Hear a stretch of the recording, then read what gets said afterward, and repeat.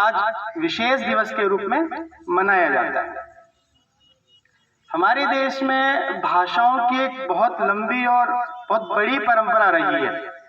सबसे पहले जब हमारा देश आर्यावर्त हुआ करता था और यहाँ पर उस समय संस्कृत भाषा का चलन था। जैसे आजकल हम सभी हिंदी में बात करते हैं या सबकी लोकल लैंग्वेजेस हैं अलग अलग, तो उस समय संस्कृत भाषा का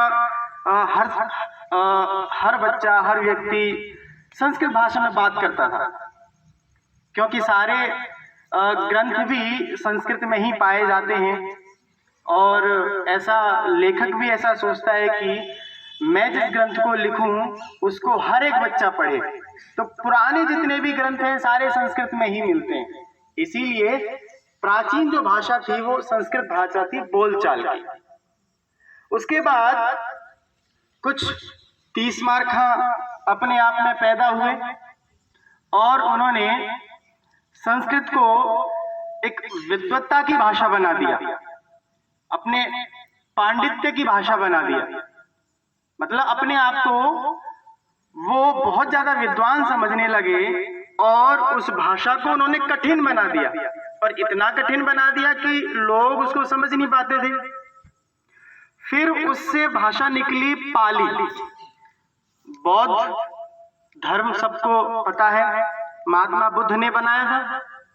लगभग 600 ईस्वी पूर्व बौद्ध का जन्म हुआ था।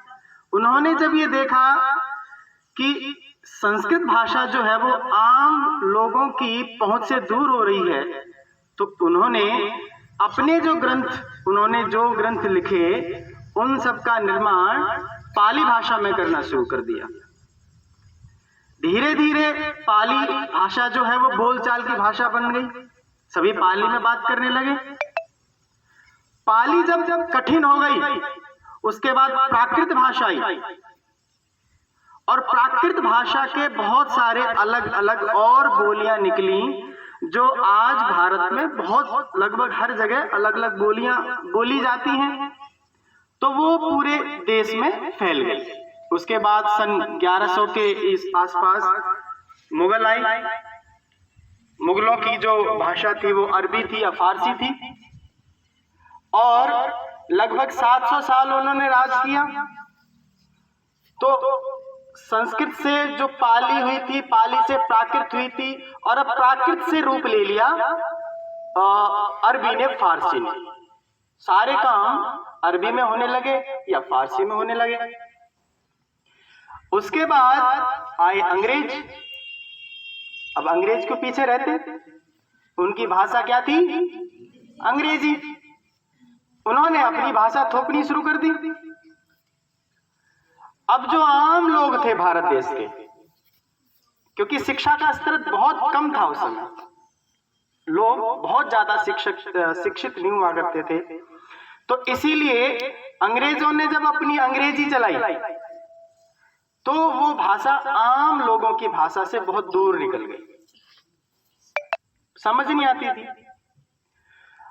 और उसके बाद हमारे देश में एक बहुत बड़े सन्यासी आए, महर्षि दयानंद सरस्वती। उन्होंने कहा कि भाषा ऐसी होनी चाहिए जो हर एक व्यक्ति समझ सके, और उन्होंने फिर हिंदी पर जोर दिया। उन्होंने सबसे पहला ग्रंथ जो अपना लिखा, सत्यार्थ प्रकाश, वो हिंदी में लिखा। उन्होंने कहा कि जिस भाषा को हम लोगों तक पहुंचा सके, जो जन जन की भाषा हो, जो बच्चे बच्चे तक जिस भाषा को समझ सके, हम उस भाषा में अपने ग्रंथों का निर्माण करना चाहिए, उसी भाषा में हमें समझाना चाहिए लोगों को। तो ये जो भाषा है, ये इस तरह जो हिंदी भाषा बहुत सारी भाषाओं को मिलाकर के एक निष्कर्ष जैसे होता है ना, तो निष्कर्ष रूप में हिंदी भाषा का उदय हुआ।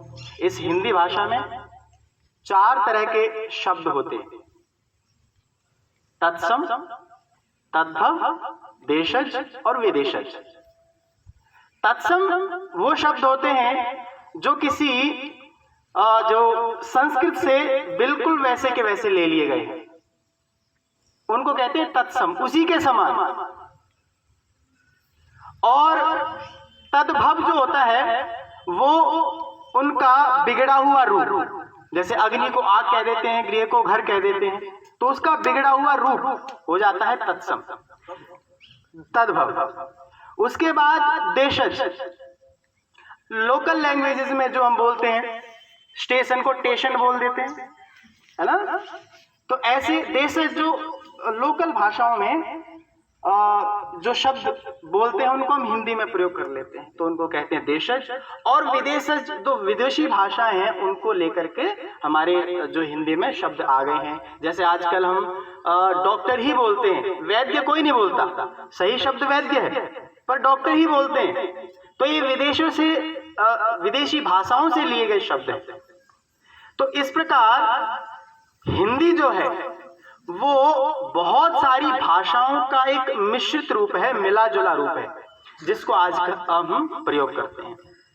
जब हमारा देश आजाद हुआ सन 1947 में, तब हमारे देश के नेताओं ने भी, क्योंकि एक देश की एक अपनी भाषा होती है, बिना भाषा के कोई देश नहीं चल सकता, तो इसीलिए हमारे देश के नेताओं ने भी यही सोचा कि हमारे देश की भी एक भाषा होनी चाहिए, क्योंकि तब तक हिंदी जन जन की भाषा बन गई थी। हर एक बड़े से लेकर के, छोटे बच्चे से लेकर के बुजुर्ग तक सभी हिंदी भाषा का प्रयोग करने लगे थे। तो इसीलिए हमारे देश की भाषा को दोनों, एक तो राष्ट्र और राष्ट्रभाषा जो पूरे देश की भाषा हो, और राजभाषा होती है जिसका सरकारी काम जिसमें करते हो, उनको राजभाषा कहते हैं।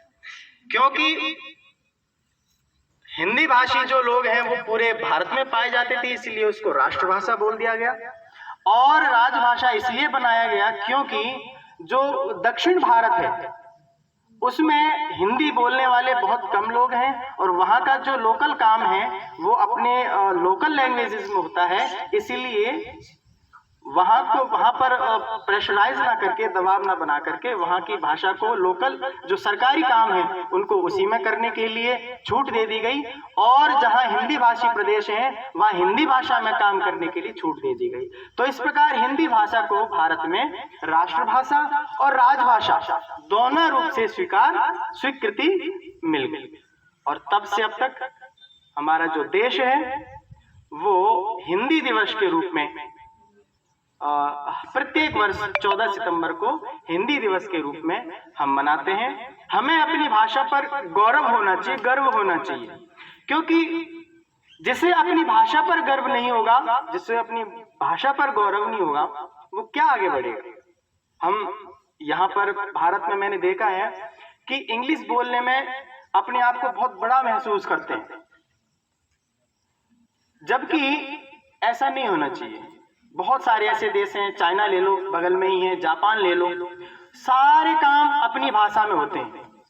हमारे माननीय प्रधानमंत्री जी जहां भी जाते हैं अब हिंदी भाषा में बात करते हैं, हिंदी भाषा में बोलते हैं, तो उससे एक अलग प्रभाव होता है।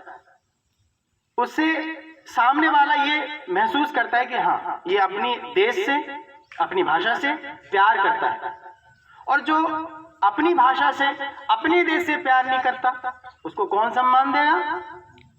तो इसीलिए हमें विदेशी जो भाषा है, विदेशी सभ्यता है, उसको छोड़ करके अपनी सभ्यता को, अपनी भाषा को अपनाना चाहिए। धन्यवाद।